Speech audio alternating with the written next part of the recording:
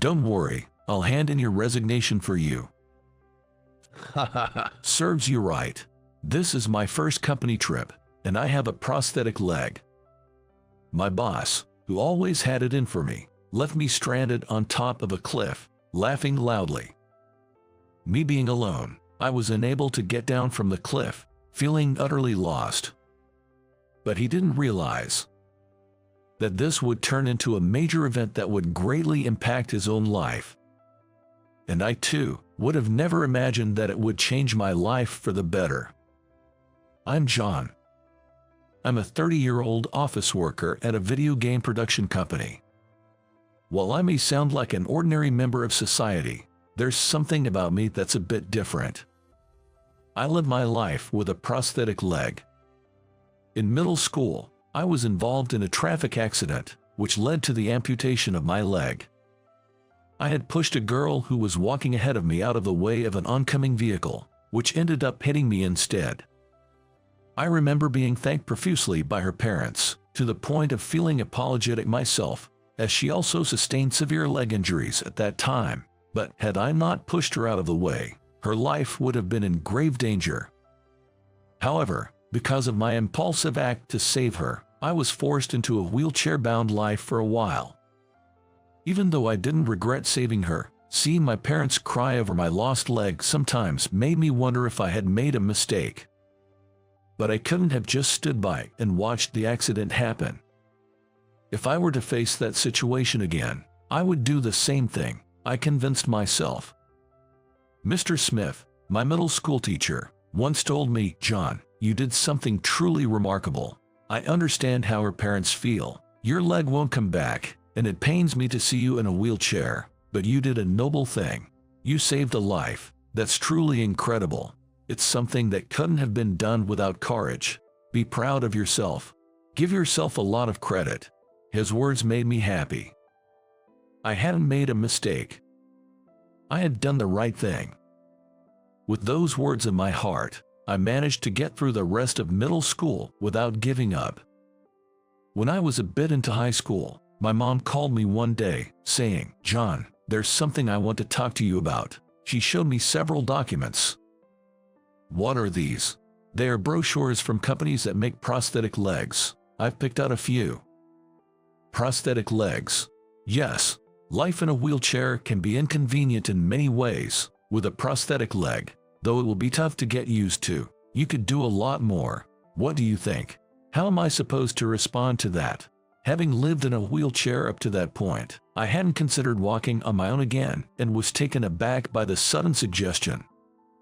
But knowing that my parents had researched this for me, I decided to give it a try after some thought. Could I really walk and run on my own again? The thought of being able to do something I had given up on was exciting.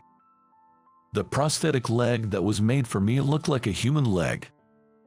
It wasn't like the athletic prosthetics I'd seen on TV, but more like a doll's leg. You could tell it was a prosthetic leg if I showed it, but with pants on you couldn't see the joints, and with shoes I looked just like everyone else standing. I was even moved the first time I saw it, but actually using it every day was a different story. At first, attaching it myself was a struggle. The joints hurt and didn't fit well, and I didn't know how to distribute my weight, causing other parts of my body to hurt as well. Having lost muscle from living in a wheelchair, walking for long periods of time was difficult, and adapting to the prosthetic leg was so hard that I considered giving up several times. But when I stood up again and saw my parents crying, I couldn't give up. High school life was limited due to my prosthetic leg, but I put extra effort into things I could do without using my leg. Of course, I never missed a walk to gradually increase my endurance on the prosthetic leg, and I regularly attended gym classes at school with the help of friends. By the time I got to college, I had gotten used to the prosthetic leg and could walk for long periods without looking any different from an able-bodied person. I went on to enjoy my college life and successfully landed a job at a video game production company, a field I had always been interested in. I informed them about my prosthetic leg during the hiring process, so everyone is very helpful when I need it, which I greatly appreciate. Now, I've been promoted smoothly and am working as a manager, leading my junior colleagues in developing new games. John, a colleague, called out. Jess, what's up? I have a personal matter I'd like to discuss with you. Can I join you for lunch today? Sure, but are you sure you want me as your confidant? Of course, I really want to talk to you, John. All right, let's do lunch today. Thank you so much. I could tell my junior colleagues regularly confide in me and rely on me for work, which shows their affection. While nurturing these adorable juniors who look up to me, I'm also aware that my boss treats me quite well. John, my boss said. Yes. The client was very pleased with our last project. The sales are also looking great. Thank you. So, I'm thinking of interesting you with our next project. Is that all right with you?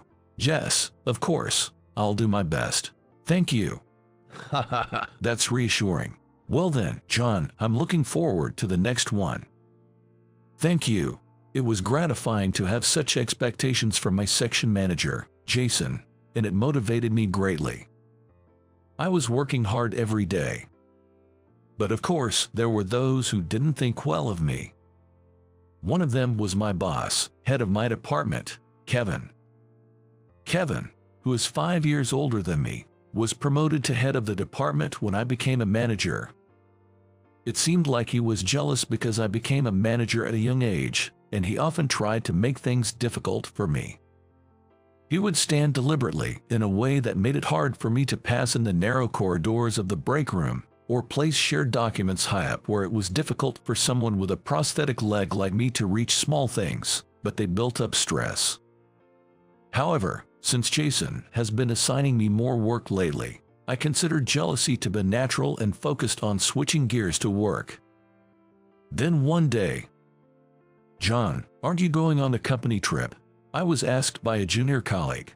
Looking at the calendar, I realized it was already that time of the year. Our company goes on an annual summer trip. It started as an initiative by the CEO to give everyone a break from their usual desk-bound routines. This year was exceptionally hot. After gathering everyone's suggestions, it was decided that we were going to go to a highlanded area for a cooler experience. A highland area known for its beautiful abundance of flowers. Well, I'd love to go, but I don't want to be a burden. I had always refrained from joining the company trips, thinking my mobility issues would cause inconvenience. What? No, it'll be fine. Let's go.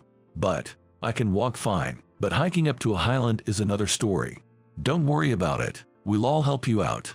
Really, John, we're here to support you. Let's go together. Are you sure it won't be a bother? Of course not. You always help us out. So let us help you with this trip. Let's go. All right. If you all say so, I'll give it a try. Encouraged by everyone, I decided to go on my first company trip.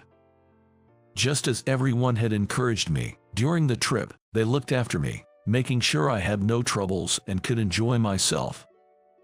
During the bus rides, a junior colleague subtly took care of my bag, and a newbie volunteered to carry my suitcase, which I appreciated. Even Kevin, who usually gave me a hard time, seemed mellow, surrounded by nature, not bothering me and even appearing kind. John, he called out. What is it, Kevin? While enjoying the scenery of the highland, Kevin called me over.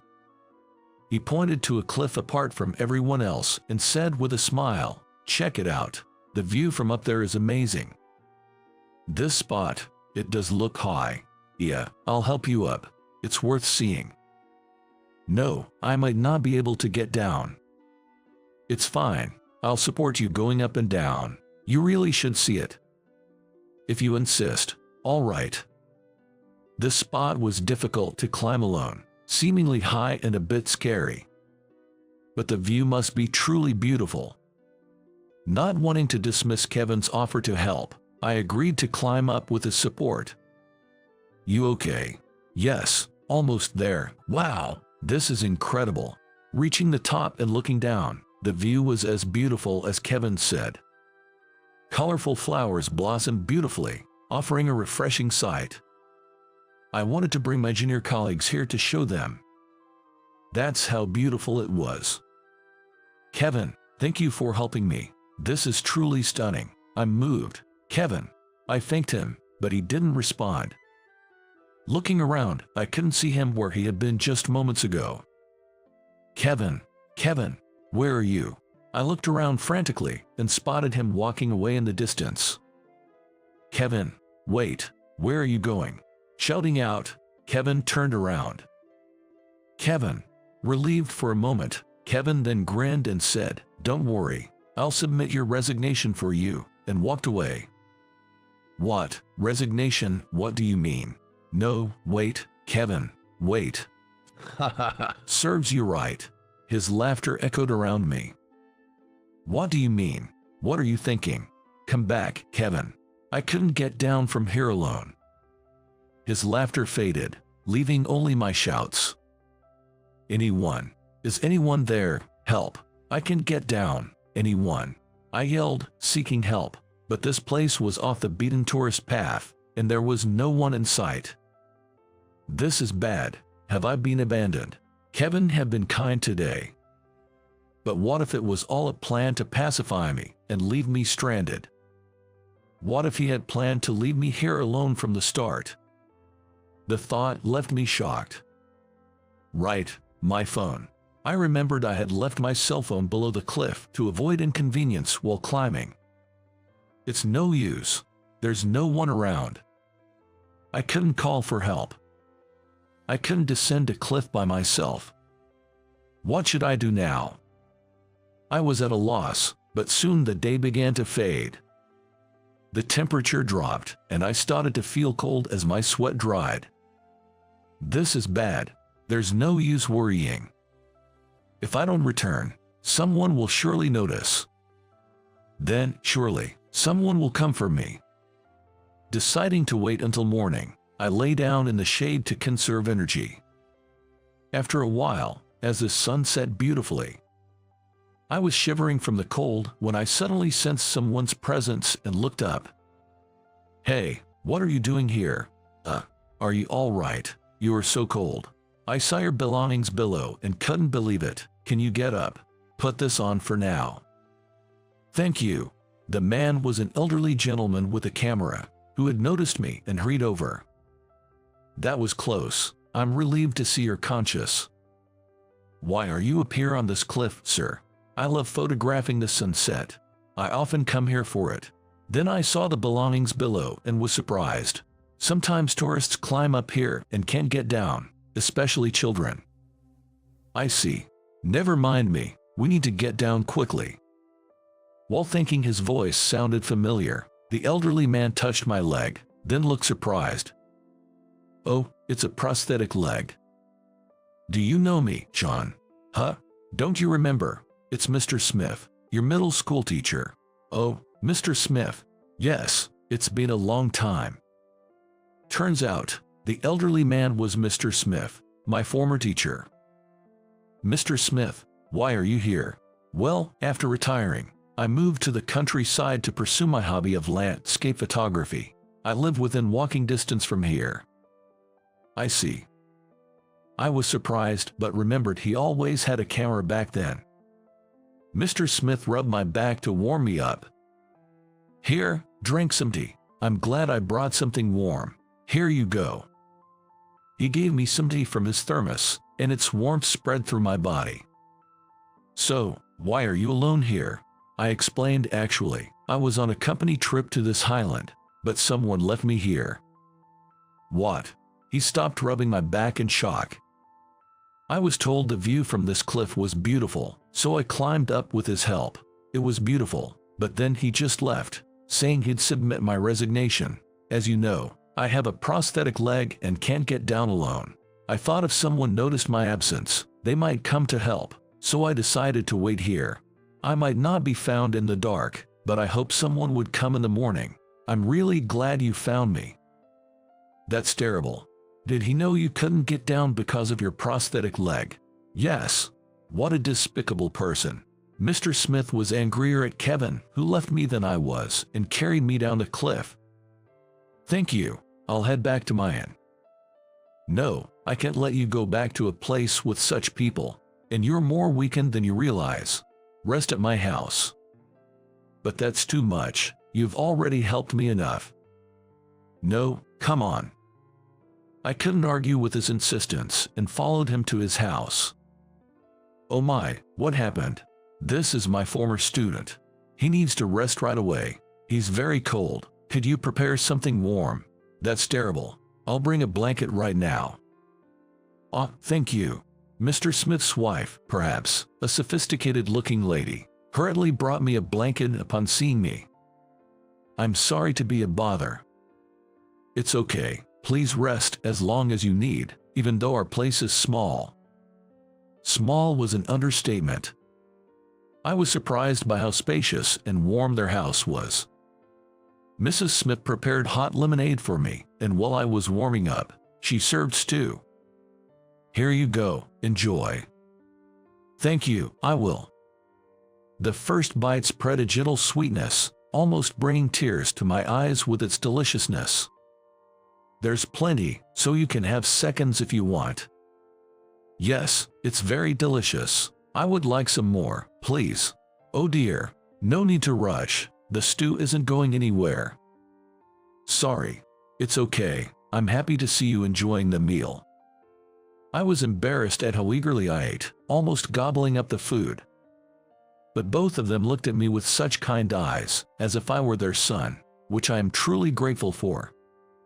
When I was left behind by Kevin, I didn't know what would happen next, but I never expected to receive such hospitality, and felt quite overwhelmed by their kindness. John, the bath is ready for you. Oh, I can't possibly impose for a bath too. That's too much. What are you worrying about now? Go ahead and bathe. I'll leave a towel at the door. We only have my husband's clothes, but you're welcome to wear them if you don't mind. I'll set them out. I felt guilty for having them take care of everything for me. But they were both so kind, and in the end, I even accepted a bath, borrowed clothes, and stayed in their spare room. I must have been exhausted.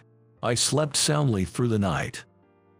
In the morning, I was surprised to see Mr. Smith on the phone saying, "We should definitely consult the police about this. We can't just let it slide because it's within the same company." No, it doesn't have to be a big deal. No way. If I hadn't come, you would have been in danger. Excuses like it was just a joke, don't cut it. Let's report it properly. He called and reported to the police. Soon after, police officers arrived, and Mr. Smith and I were questioned. Actually, I was intentionally left behind by a colleague, Kevin. Mr. Smith had insisted there was no need to cover for Kevin, so I told him everything as it was. It then became national news on TV, spreading quickly. At the same time, I heard Kevin was taken into custody by the police while he was relaxing at the line. Later, I was asked to give another statement at the police station.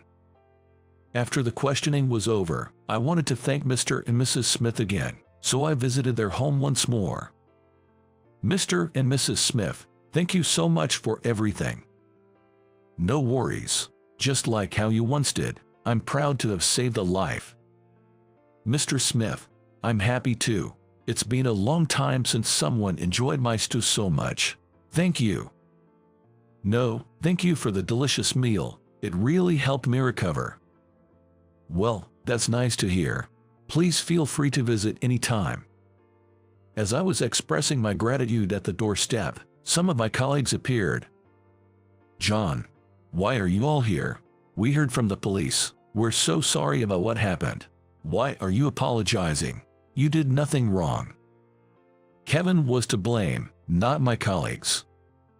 I knew they had been calling repeatedly after noticing my absence. They had no reason to apologize. But everyone was still hanging their heads.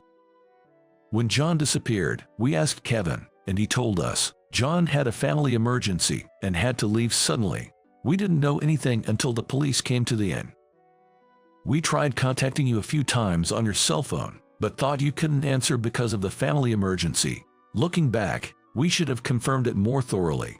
We knew Kevin was always mean to you, but we thought he would behave on the company trip. So, we just believed him without any doubt. We had promised to support you, and yet we let you face danger. We're truly sorry. Don't apologize. It's not your fault. Don't worry about it. We can't just let this be. There was a female colleague almost in tears. Clearly, they were all very worried.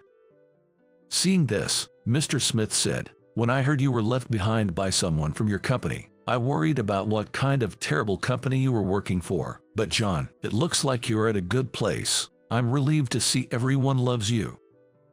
You guys understand, right? Stop apologizing now. It'll only trouble John.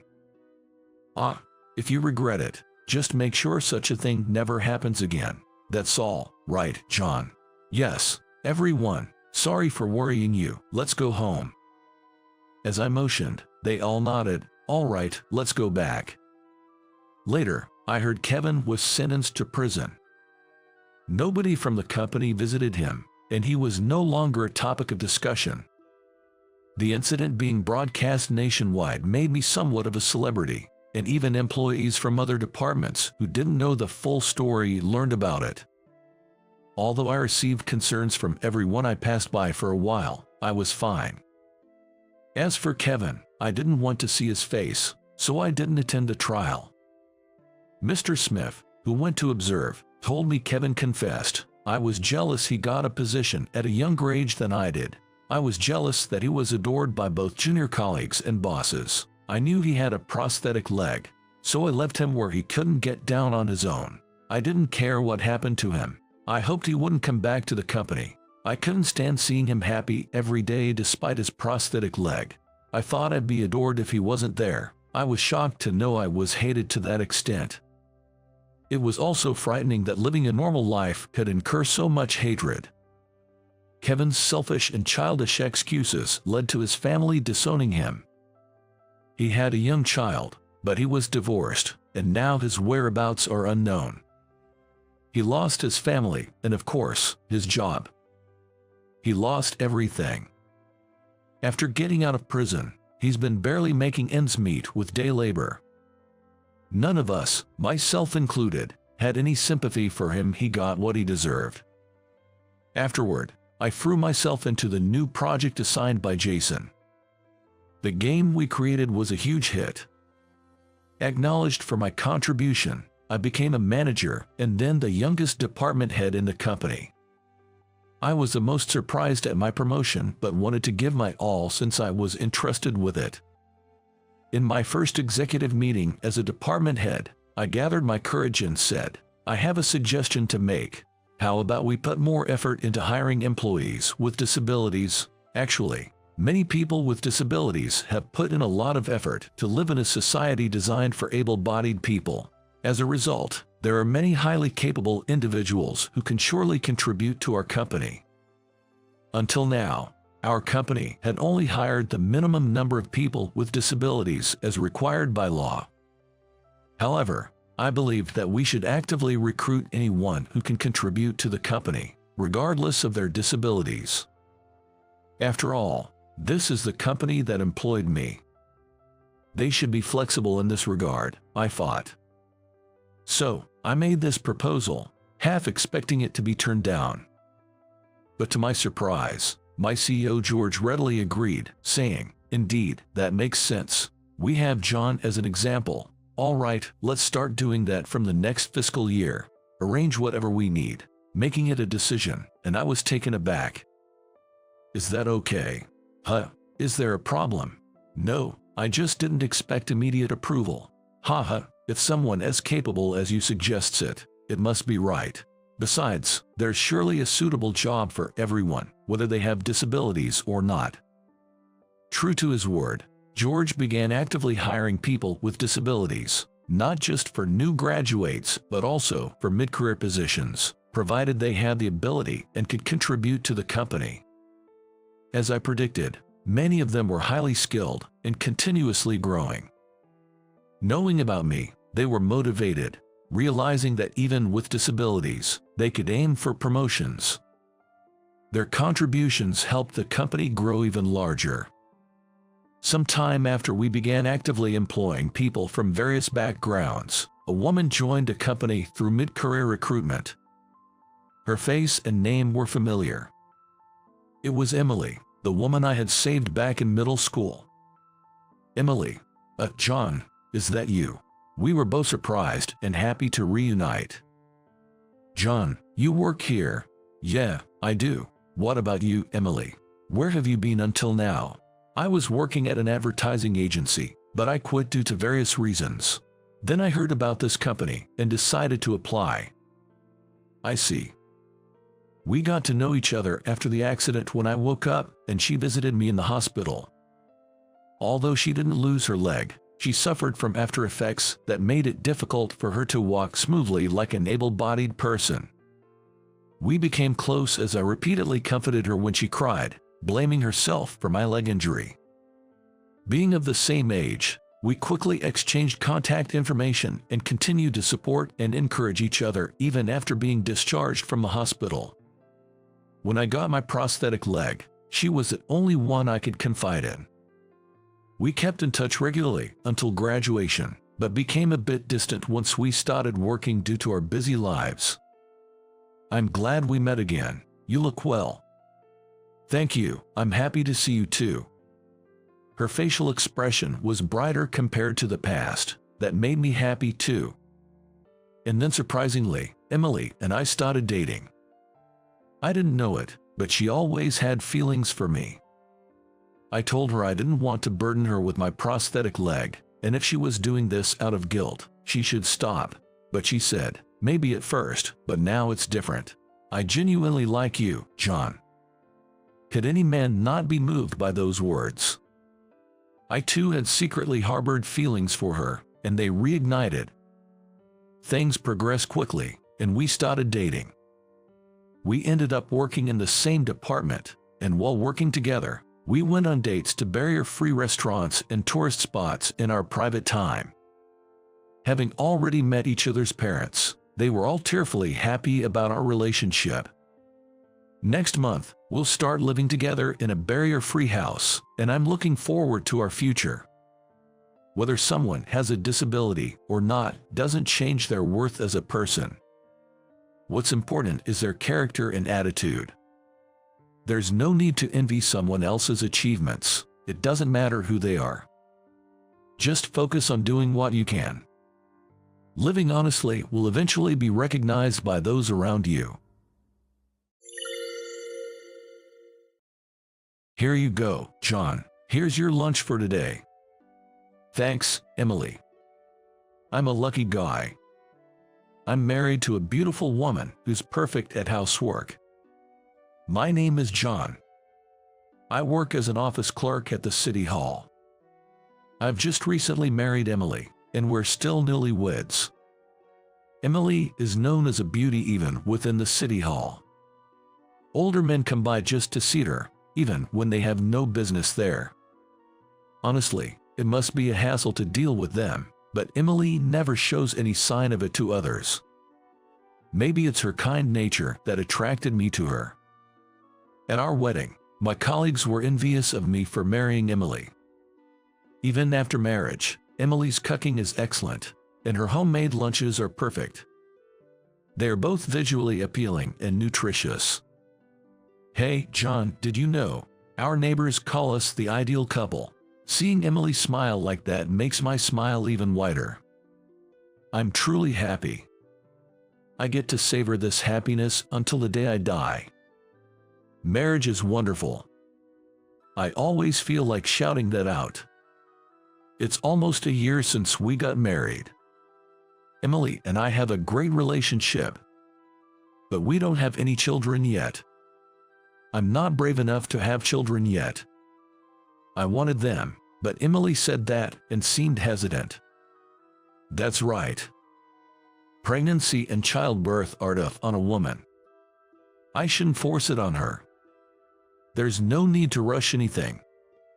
I told Emily that. I was busy with work and wanted more time with Emily. Since we hadn't been able to travel much since our marriage, I was trying hard to make time for a trip. You don't have to overdo it for me. Let's go when we have the time. Besides, I'm happy just living with you, John. Emily said that with a smile. She's such a kind wife. Even though she's a full-time homemaker, she always wears makeup, smells of nice perfume, and is as beautiful as when we were dating. So, to make her a bit happier, I was preparing a surprise overseas trip for our first anniversary. Imagining a delighted Emily, I was excited. Then, one day, I had to work late. Exhausted, I returned home. But when I got home, Emily wasn't there. Where's Emily?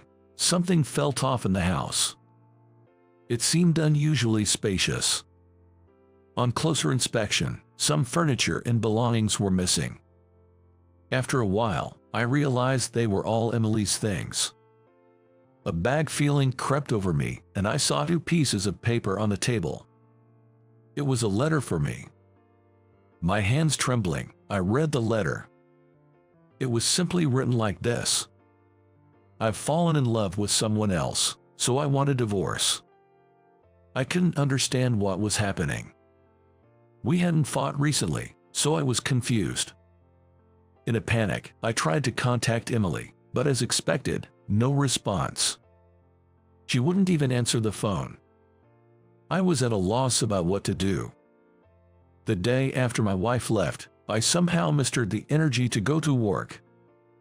At the office from morning, my face must have looked deathly, because Tom, who's my age, expressed concern and spoke to me. During the break, I told Tom about Emily. Emily, that's unbelievable. Tom had transferred almost at the same time Emily quit for our marriage, so they only knew each other for about 2 weeks, but he was familiar with Emily and her personality. So, he looked incredulous. Could it be an affair or something? When Tom suggested that, I felt a chill run through me. Seeing me more depressed, Tom advised that if it was an affair, it's better to get alimony and divorce. But I didn't want to believe Emily had an affair. It's impossible. Emily, who always talked to me with a smile, just couldn't. I couldn't accept that our happy marriage was over. I don't want to divorce Emily. Ashamed, I started to sob. After thinking, Tom said to me, "Let's go for a drink today, at least. I'll listen to your complaints." He invited me to a bar. At an all-you-can-drink place near our workplace's station, I drank like I was drowning. Tom and I get along well. We visit each other's houses, and I've had some interaction with Tom's family. Especially with Tom's sister, Lisa. We often go out for drinks, the 3 of us. I always admired how close they are as siblings. Lisa joined us today, and the 3 of us were drinking. Normally, I'd be enjoying myself, but not today. Stop it already. When Tom told me to stop, I slumped over the table, face down. Emily, Emily. Longing for her, I muttered like talking in my sleep. John, are you okay? I heard Lisa's concerned voice, but I was too drunk to respond properly. Lisa, you have an early day tomorrow, right? I'll stick with him for today, so you go on home. After Tom said that, Lisa reluctantly got up from her seat. John, don't drink too much. Saying that, Lisa patted my shoulder and left the bar. Tom let out a sigh. Look, John, I get you're upset, but first we need to figure this out. It's strange she suddenly found someone she likes, and Emily wasn't even working. So where did she meet this guy? I have no idea. Anyway, drowning your sorrows in booze isn't going to help. I know a private investigator. I'll ask him to look into it. I lifted my alcohol-swollen face. Why would you go to all that trouble for me? Because we're friends. Besides, we're already short on guys at the office. If you quit because of a breakdown, who am I going to go drinking with after work? Tom said, laughing. I don't remember much after that. When I woke up, I was at home in my bed. After that, I fell. Whether it was the shock or the excessive alcohol, I was hit with a high fever. Take it easy and rest up. I'll cover for you at work," Tom said over the phone. I took his advice and rested in bed, but with nothing to do, I couldn't stop thinking about Emily. It was agonizing. A few days later, Tom called, telling me to come over to his place. "We need to talk about the results." At first, I couldn't remember what he was talking about. "It's about the investigator's findings." Then I remembered. "You really went through with it." "Yeah, so I need you to come over." Tom's voice was lower than usual, making me anxious. With heavy steps, I entered Tom's apartment. There, the private investigator Tom had hired was waiting. He turned out to be a junior from Tom's middle school. As for the investigation results, the investigator slowly took out some photos. "To get straight to the point, your wife had been seeing another man even before you got married." I was shocked. "Before our marriage? You mean Emily was two-timing me?" The revelation shook me to my core, sending me into a mild panic. But in the photos the investigator handed me, there was Emily, happily arm in arm with a tall, unfamiliar man. I was staggered by the hopeless situation. "Calm down, John," Tom said, supporting my wobbly body, but I was beyond calming. "Could you explain, please?" Tom asked, and the investigator nodded slowly. According to him, Emily and this man had been dating since their student days. Moreover, the guy was an aspiring actor, recently gaining some fame on YouTube. Perhaps due to his rising fame, he landed a significant role as the boss of the protagonist in a minor action movie. In other words, Emily was having an affair with an aspiring actor who was gradually making his way to stardom. So, Emily was cheating on me, or rather, she had been two-timing me all along. The investigator's astonishing revelations continued. Emily was supposed to be a full-time homemaker, but it turned out she was engaging in sugar baby activities during the day. So what about the housework? I wondered, but it seems she couldn't do any housework herself and had hired a maid service. "Are you okay?" Tom asked me that. I'm okay. Private investigators are amazing. They uncover everything in just a few days." I tried to laugh it off, but all I felt was emptiness. Mr. Investigator." "Yes, what is it? Why did Emily marry someone like me? If she liked that actor so much, why did she marry me?" That was my only question. I can only speculate about her motives, but would you like me to share my thoughts? The investigator pressed for my confirmation. I nodded, asking him to tell me. Then I came to know another side of Emily. She was involved in sugar baby activities, and it turned out she was quite the playgirl, having several men besides that actor. The investigator speculated that Emily wanted a convenient husband who would ensure her food, clothing, and shelter, so she could continue her playful lifestyle. And now, with the actor on the brink of breaking into stardom, she quickly switched from me to him. She was like a parasite. I felt the image of Emily crumbling inside me. I also felt angry at myself for not realizing it, despite being together for so long. Looking back, Emily had gently refused to have children, and she didn't seem eager to travel with me. Her always being made up makes sense now, if she was meeting other men or doing sugar baby activities. How could this be? I loved Emily so much. Tom suddenly stood up. What a wicked woman. She must not be forgiven. Hey, let's sue her, Tom proposed angrily. The investigator mentioned that it's common to follow up an infidelity investigation with legal action and offered to connect me with a lawyer. Let's get alimony from her and bring her to ruins, right, John? Tom patted my shoulder. But Sorry, let me think about it. The meeting ended, and I went home. After that, I kept recalling memories of Emily and cried alone in bed. The next day was Sunday, so I could rest at home, but I dreaded going to work the next day. I even started hating the idea of living.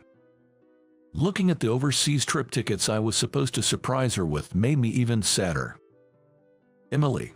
As I muttered her name with lingering attachment, the phone rang. It was Tom. "Hey, you alive?" Tom laughed cheerfully when I answered. "I wish I were dead." I laughed through my nose and said it jokingly.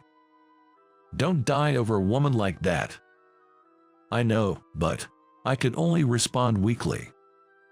"Despite everything you've done for her, Emily choosing that actor over you shows she's a fool," Tom said with a helpless chuckle. His words released something inside me. I vented all my feelings about Emily to Tom. I was furious to know she had cheated on me. My blood was boiling. But I was happy to be married to Emily.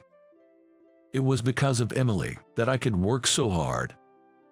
Emily's cooking was delicious. I wanted children with Emily. I wanted her to be with me forever. Tom silently listened as I cried and shouted out my feelings. After I had poured out my heart, Tom said to me, "You are truly kind." "Kind? I'm just a fool." "That's not true." I self-deprecated, but Tom reassured me. "Do you remember when I first got assigned to our current workplace, you stayed up late helping me, a newbie who didn't know anything, with training?" "I remember, but that was a huge help for me. Do you know why I transferred from my previous department?" Then, Tom opened up about his struggles in his previous department, including being harassed by a superior. I never imagined that the always cheerful Tom had gone through such things in his previous department. That's why I was really scared when I came here. I was afraid of being yelled at again. But everyone here was so kind, and because I met you, I managed to make it this far. Tom said this with a shy smile. "So, when I heard you were getting married, I was happy for you. I wanted to support you. That's why I can forgive Emily for hurting you, a kind person." So, Tom continued, "If it means you'll get crushed by her worries, let's make Emily face the consequences. You have the right to do that. I'll help you." Hearing all this, I finally found the courage to let go of my lingering feelings for Emily. "Thank you, Tom. Emily, I loved you, but I need to settle this." Then I decided to take alimony and pursue a divorce. Of course, I also sued her lover for alimony. Once I made that decision, my feelings for Emily completely vanished, and I even started to feel angry, wanting to thoroughly go through with the lawsuit. So, I even contacted the talent agency. The agency, concerned about their image, suspended the lover and put his activities on indefinite hold. Naturally, he lost his big role. On YouTube, his account disappeared one day without an apology video. As I was thinking serves him right, I got a call from a certain person. Yes, it was Emily. Hearing her voice after such a long time was shocking. The calm demeanor she showed me was gone, replaced by a torrent of slander and insults. However, I stood firm. If she had more complaints, I told her we could settle it in court, and Emily hung up the phone bitterly. This was truly the end. I felt completely resolved and grateful to my supportive friend. Months passed since that day.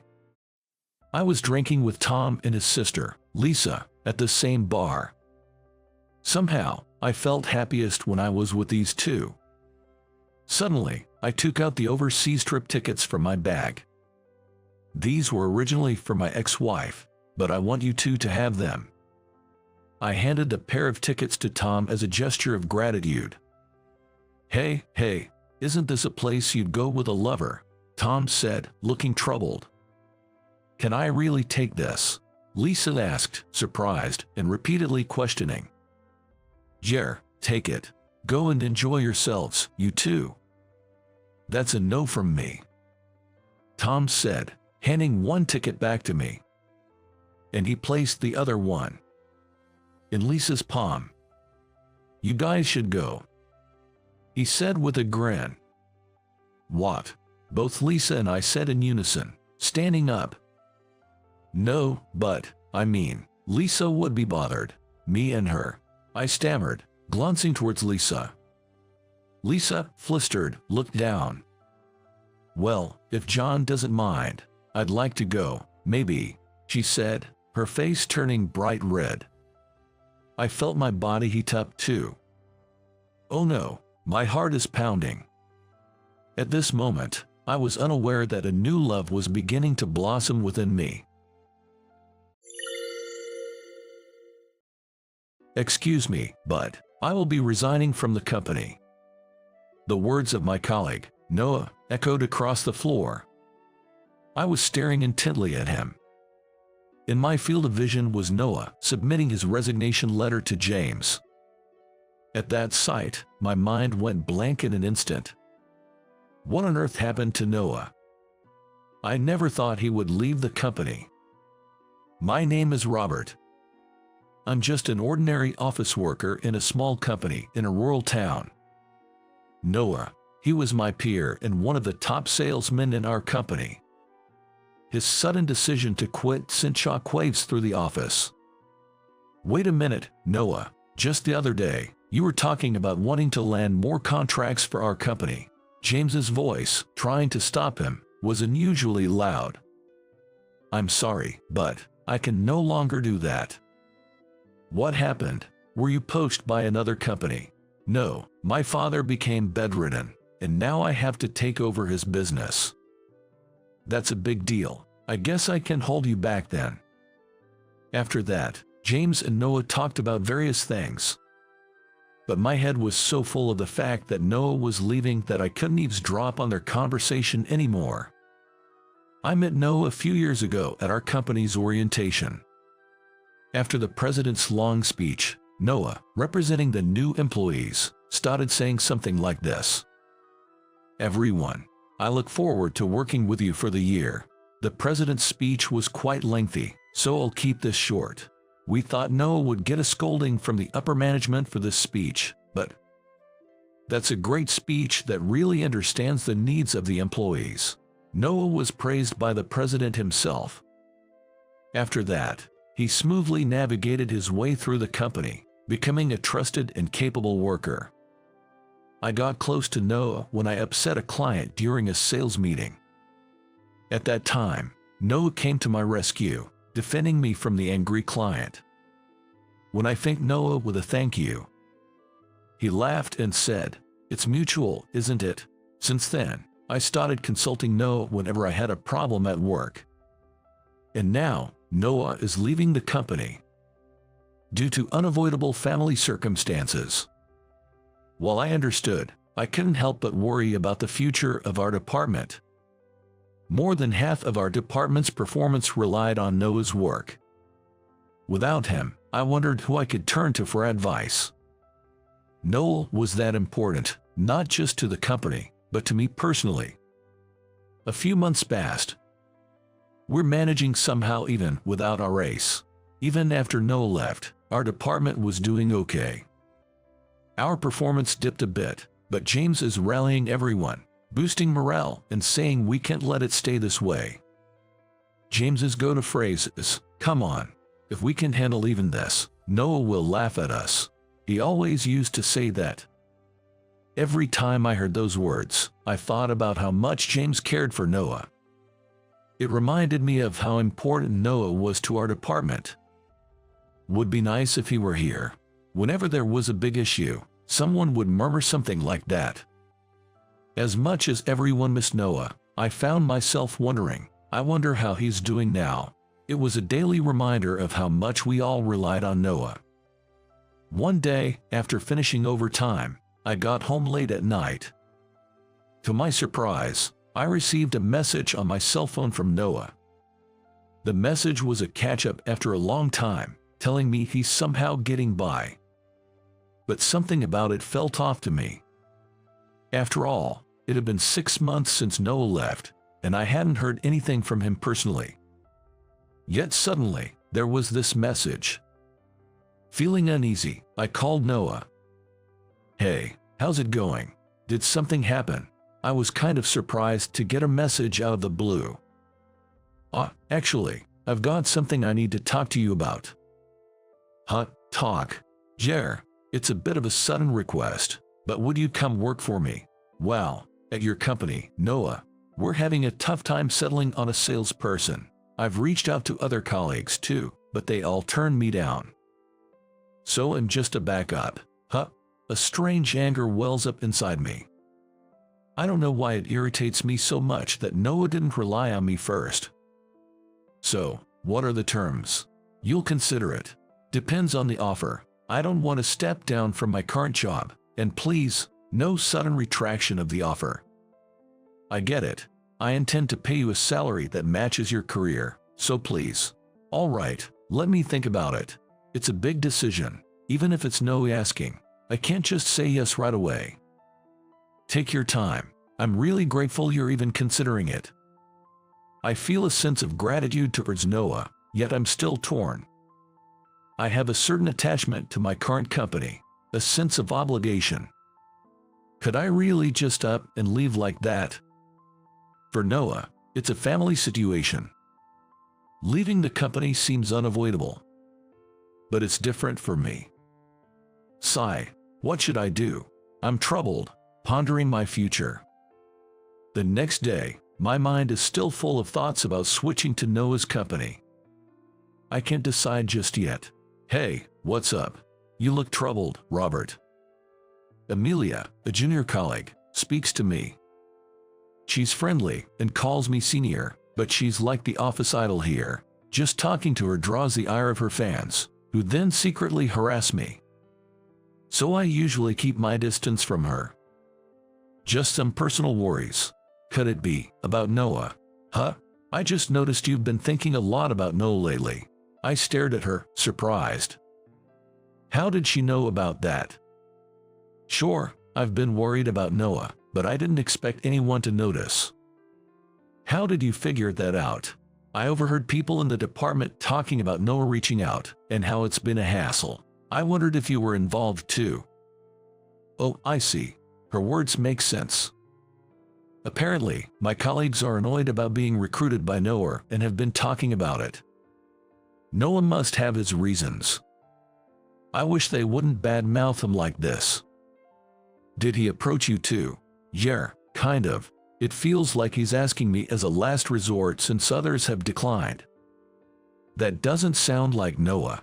Amelia's remark makes me pause. Indeed, why would Noah specifically reach out to former colleagues like this?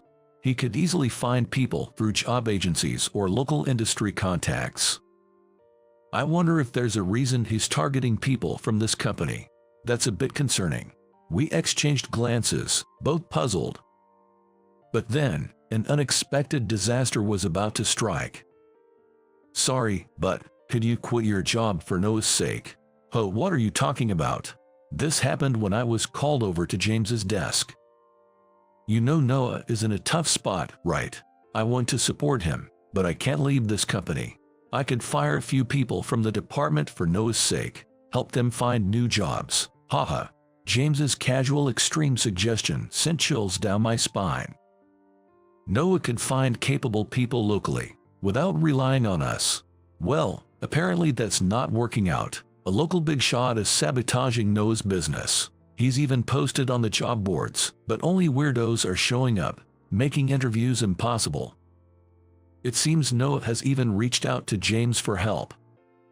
But really, such outdated harassment. As I'm all this over, I finally understand the situation Noah is in. He's being harassed to the point of almost losing his father's company. If you're up for it, why not help Noah out? That's a bit, well, James. Is he suggesting I quit my job? So, this means they don't need me at this company. Whether James is joking or not, it's rude to suggest an employee leave to join a company run by a former colleague. Hearing James's words, my decision, which I had been agonizing over, solidified. I'll leave here and join Noah's company. After all, Noah helped me a lot when I was at this company. It's my turn to take care of him. All right, I'll leave the company next month. No rush, just, I feel bad for Noah, you know. James always has a soft spot for Noah. I can relate. That's because I feel the same way. And so, I made a clear decision about my future. Months later, I resolutely quit my job and joined Noah's company, working in sales. Wow, this place is the company. It's falling apart. What surprised me most was the rundown state of the company. Sorry, it's an old factory and office we've been using since my dad's time. It's falling apart. Apparently, the local contractors are under the big shot's influence, causing trouble whenever they try to get repairs done, so they've stopped asking. Is that what's bothering you? I know from James what Noah is going through. That's why I couldn't believe Noah was struggling with this. We can ask our old company for repairs. They are a construction company, after all. It'll be good business for them. Well, that's true, but there's a labor shortage right now. I don't want to burden them with our work and hinder their ability to serve other customers. Don't sweat the small stuff. Former top sales. That's right. Amelia, who was with me, chimed in. I wasn't the only one who had come to help Noah. Some employees, concerned about him, were working part-time at our old company while also helping out here. Amelia was one of them. The president of our old company said to ask for help if needed. You have a lot of strong allies. No need to feel down. Yeah, thanks, everyone. Noah shed tears in front of us. Don't cry, Noah. Amelia gently patted his back, and I handed him a handkerchief. From then on, it was like a battle. The harassers are from one of the companies run by the local big shot. It's a local company with a factory in the same industry as ours. Whenever we conducted sales activities, some shady guys turned up, causing enough trouble to call the police. Even sales calls often turned out to be harassment, and weirdos flooded in whenever we tried to recruit office staff or part-timers through job services. But seriously, what does Noah have that those powerful harassers don't like? Even though they're powerful, they don't have much clout anymore, but they seem to want this company's factory, along with the land. I've always said I won't sell, but they have connections in high places, so we can't make any rash moves. Noah said with a wry smile. In these past few months, I've deeply understood Noah's struggles. It's understandable to feel weak in such a situation. But isn't that illegal? On the surface, they are a legitimate business, so the police can't do much. We're really at a loss here. Well, we just have to deal with it step by step. That's right. If we get discouraged here, it's just what they want. Amelia brought us some tea. I noticed she was smiling mischievously. What's up? That weird smile is kinda creepy. Didn't James contact you? Something big must be happening. Something big. I didn't understand the meaning of Amelia's words at the time. And then, it happened the next day. It seems the company which harassing us will soon be investigated for tax evasion. Apparently, there was a whistleblower. Later, we found out that the informant was James from our old company. Apparently, James's wife's friend worked part-time at that harassing company. One day, she saw documents showing the sales hours and revenue figures were being underreported. By chance, James's wife was consulted about it, and she informed James, who then reported it to the tax authorities. Such a terrible and malicious company. No doubt, a lot of their misdeeds would come to light. That company and the related big shot are finished. I never imagined that the company would come to such an abrupt end. But now we can work freely, that's great. Finally, we can settle down and focus on work, and maybe even step up our romance game. What do you mean? Amelia's words caught my attention, and I asked her. What do you think about a woman who follows the guy she likes to his workplace? The office idol asked with a beautiful, meaningful smile. What's that all about? You'll have to figure that out yourself. No couples have married from the workplace yet. but we might soon have our first one from our company." Noah, watching us, smiled contentedly. Seeing Noah smile so happily made me smile too. "You haven't smiled like that in a while." Seeing him like that, I renewed my resolve to work hard at this company for Noah's sake. "I'll be going back to my parents' place tomorrow," she told me, leaving me with nothing to do but sigh. Over 30 and anxious to get married, I ended up with a woman who was dazzled by my career at a major corporation. So, when she found out I got laid off, she quickly brought up divorce. "Can you even manage at your parents' place?" "It's fine. It's a proper place, unlike here," she said, packing her things and leaving. Apparently, our home wasn't proper enough for her. Is this what happens when you get laid off from a big company? I sighed again, looking at the empty entrance. A few months later, I was in a corner of a mixed-use building. "Mike, after you finish that hallway, can you take care of the restroom upstairs?" "Sure, got it." Finding a job was tough after the layoff. Being from a big company, I'd passed the paperwork but come off too strong in interviews, making the interviewers frown. I guess I was hard to employ. No company seemed willing to hire me. During my job hunt, the local job center suggested a cleaning company. Luckily, I got the job and successfully switched careers. Now, I'm on site training. Of course, cleaning is new to me, and I spend most days getting yelled at. "Man, cleaning's tougher than I thought. Maybe it's not for me, but I gotta work to eat," I muttered, smoking on the rooftop during a break. That's when I saw a little girl crouching by the roadside. "What's going on?" I was wide-eyed with shock. That girl seemed off. She didn't move an inch. I still have time during my lunch break, so I ran down the stairs to check on her.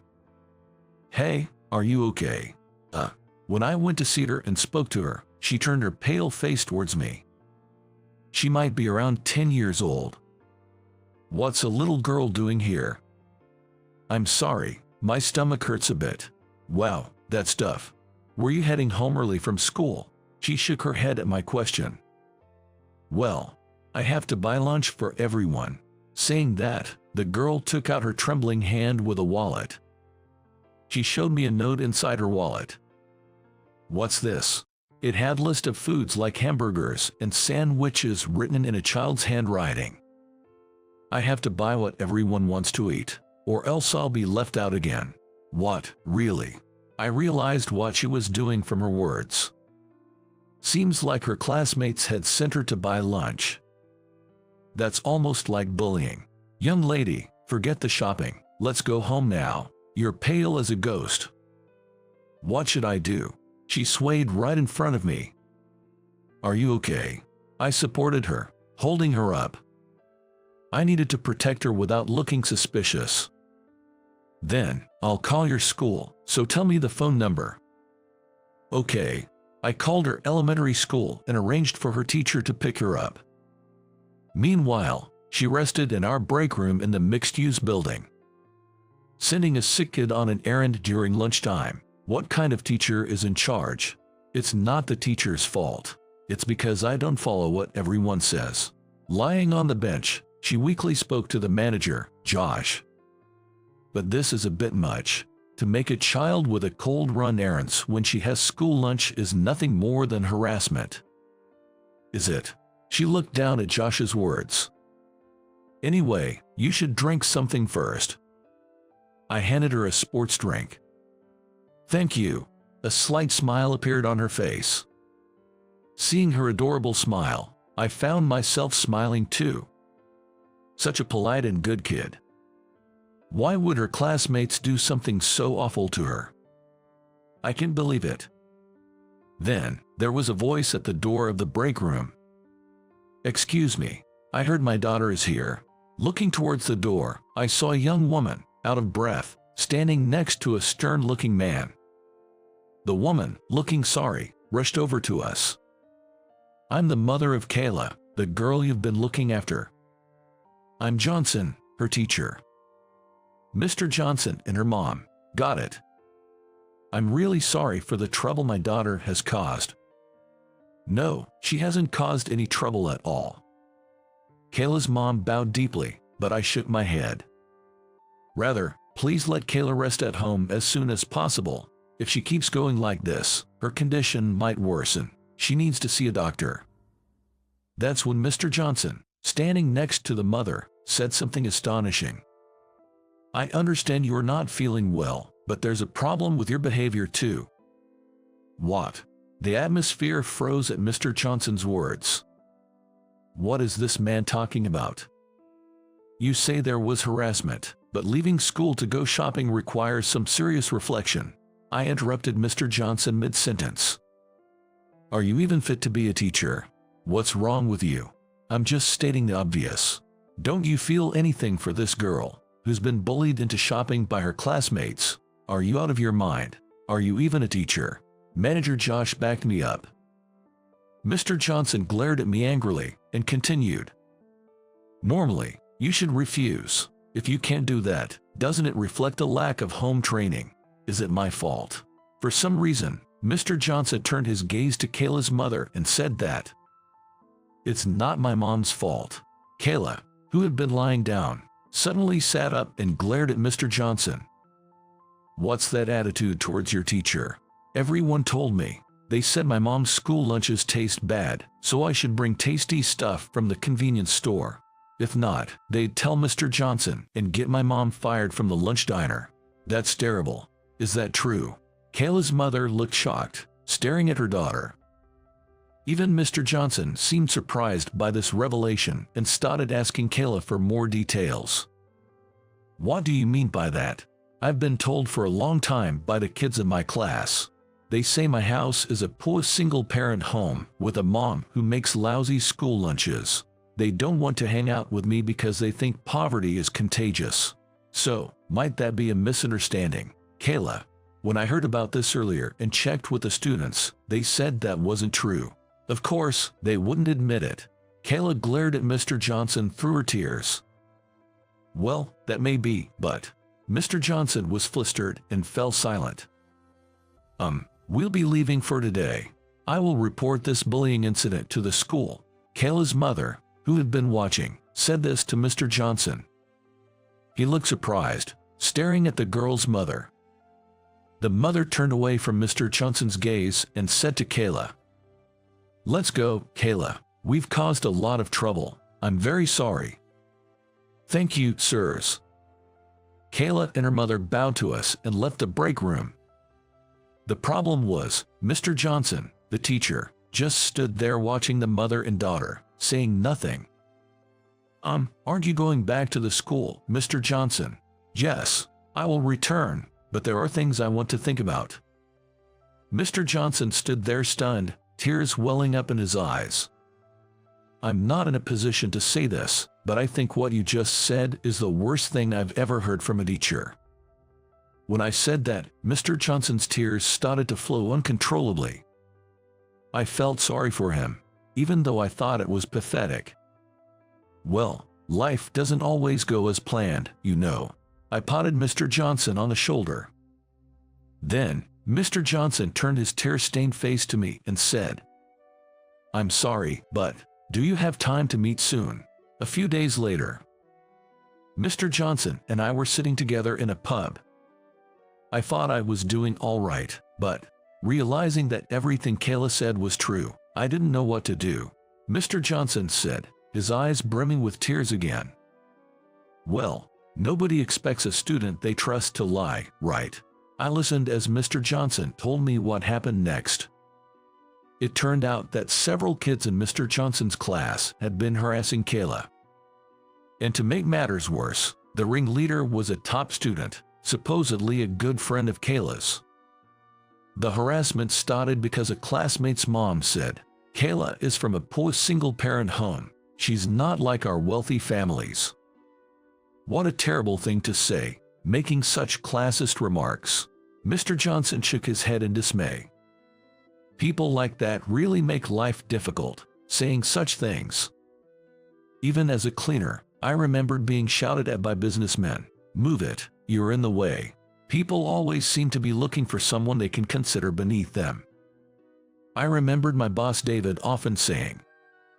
Then Mr. Johnson began to speak out of the blue. Thinking about what happened, I really feel terrible for Kayla's mom. But Mr. Johnson, you've reflected on your actions, right? And now you're actively working to solve the harassment issue, aren't you? Is there something else on your mind? I asked him, seeing the worried look on his face. Then Mr. Johnson, looking down, said, I've hardly had time to rethink my own words and actions. Maybe Mr. Johnson just didn't have an outlet. So, how about having a drink with me regularly? Really? Yeah, it's like a reflection session. We create a space to vent our weaker sides. Ah, I see. It's like counseling. Talking and being listened to. Reassessing oneself. Yeah, that might help me look at myself more calmly. Mr. Johnson said this with a relieved smile. Hearing him, I thought, this guy, once you talk to him, isn't so bad. I smiled back at him. From then on, Mr. Johnson and I started going out for drinks regularly. Mr. Johnson would talk about the kids' problems, and I'd let him hear my work complaints. Maybe because we both had a place to vent, our jobs started going surprisingly well. I became serious about my work and quickly got promoted to chief manager, taking over for Josh. Wow, that's amazing. Yeah, so, how are things with Kayla's mom? Well, I'm transferring to a different school next year, and we've decided to get married around that time. Mr. Johnson shared, a bit shyly. Turns out, Mr. Johnson started dating Kayla's mom after all that. He had visited her home to apologize, shared his own experience of growing up in a single-parent home, talked about the individual meetings he held with each student, and reported back during homeroom discussions. Gradually, more kids began to side with Kayla, and the child who had been bullying her eventually transferred to another school. As he continued to share these updates, he regularly reported back, which eventually led to their relationship. So, is Kayla okay with it? Yes, I'll work hard to be called Dad by her from next year. His face was beaming in a way that was unrecognizable from when I first met him. Then, cheers to Mr. Johnson, the soon-to-be dad. We clinked our beer glasses. Life has its ups and downs, but having friends to share complaints with can make a big difference. I look forward to continuing my friendship with Mr. Johnson as drinking buddies for a long time to come.